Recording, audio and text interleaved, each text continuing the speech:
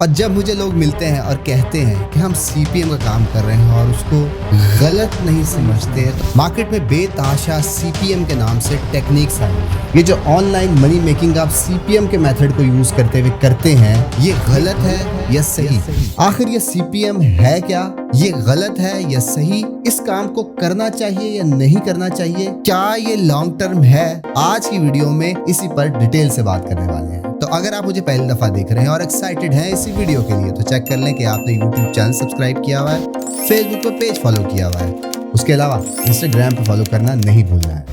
जी हाँ, मैं हूं असबर, डिजिटल मार्केटर, प्रोजेक्ट कंसल्टेंट और एक कमर्शियल ब्लॉगर। जैसे कि स्टार्ट में मैंने आपको बताया कि सीपीएम को यूज करते हुए मनी मेकिंग होती है, चाहे वो गूगल एडसेंस का सीपीएम हो, चाहे यूट्यूब की सीपीएम टेक्निक हो, चाहे फेसबुक को यूज करते हुए पैसा बन रहा हो। तो जब मेरे पास लोग आते हैं और बड़े फख्र से बताते हैं कि हम सीपीएम करते हैं, तो मुझे बड़ी हैरानगी होती है, क्योंकि उनको मालूम ही नहीं होता कि वो सही कर रहे हैं या गलत कर रहे हैं। उनको किसी ने समझाया ही नहीं कि सही काम है या गलत काम है, क्योंकि उस नज़र से उन्होंने चीज़ों को देखा ही नहीं, किसी ने उनको समझाया ही नहीं।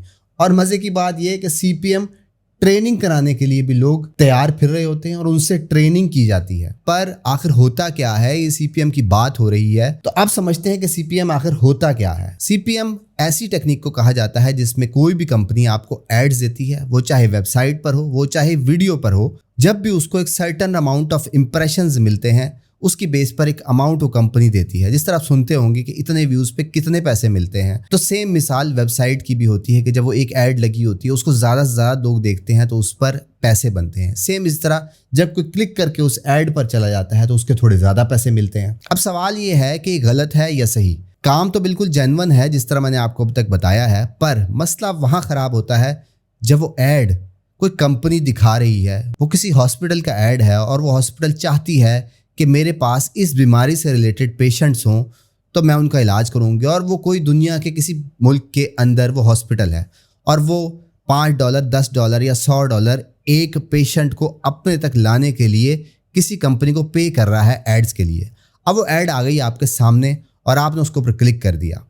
अब उसकी जेब से $100 या $1 या $5 जितना भी वो हॉस्पिटल लगा रहा था, उसमें से एक स्पेसिफिक परसेंटेज जिसकी वो वेबसाइट है या जिसकी वो वीडियो है उसको मिल जाती है। अब आप खुद फैसला करें कि एक ऐड का पैसा जो कि एक सही एडवर्टाइजर तक पहुंचना चाहिए था, वो आपने खुद क्लिक करके अपनी जेब में डाल दिया। अब ये फैसला मैं आप पर छोड़ता हूं कि आपने सही किया या गलत किया। अगर आप समझते हैं आपने सही किया तो फिर जैसा चल रहा है वैसा चलते रहने दें, और अगर आप समझ रहे हैं कि आपने गलत किया तो फिर आप खुद समझदार हैं, मुझे बताने की ज़रूरत नहीं है कि सीपीएम इस तरह से किया जा सकता है या नहीं।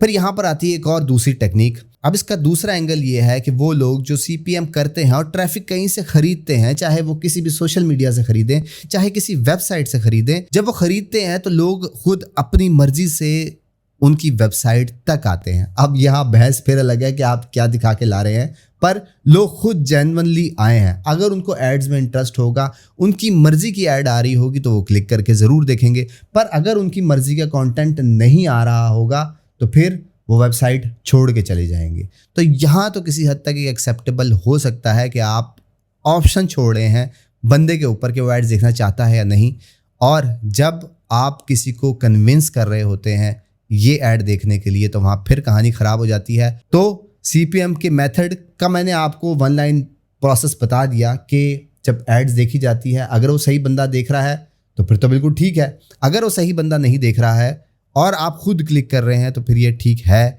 या नहीं है। और सबसे इंपॉर्टेंट बात ये है कि ये कोई लॉन्ग टर्म बिजनेस नहीं है, ये बिल्कुल एक टेम्परेरी मॉडल है। क्यों? क्योंकि जब भी मैकेनिज्म क्रैक होता है इस सारी चीज़ों का, कोई कैलकुलेशन, कोई एल्गोरिदम, बहुत सालों से इसके ऊपर काम कर रहे हैं और ये टेक्निक आज की नहीं बनी हुई, 15-20 सालों से गूगल इसके ऊपर काम कर रहा है, बड़ी बड़ी कंपनी इसके ऊपर काम कर रही हैं। तो ये कुछ दिन से ज़्यादा नहीं चलती है। जो भी टेक्निक आप फॉलो कर रहे हैं इसकी लाइफ बहुत कम होती है। इसलिए अगर आप ये सोच के कर रहे थे, ये करते करते जिस तरह एक दिन का अगर आपने $10 या $50 या $100 बनाया और फ़ौरन आप साल से मल्टीप्लाई करते हैं और देखते हैं अमाउंट बहुत बड़ी सी आ गई है, तो यकीन करें ये फ्यूचर नहीं है। फ्यूचर स्किल्स कुछ और हैं जिस पे हम बात करते रहते हैं, ये फ्यूचर नहीं है। तो आज की वीडियो बनाने का मकसद ये था उन लोगों के लिए जो इस समझ के कर रहे थे कि शायद ये भी कोई काम है और बाकी फील्ड्स की तरह ये भी कोई फील्ड है और टाइम की तरह ग्रो करेगी, तो ये बिल्कुल ऐसा नहीं है।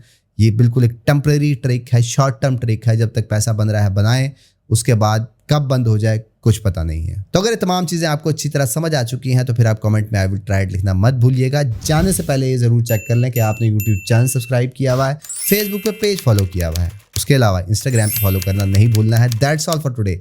Thank you very much. Have a good and safe day.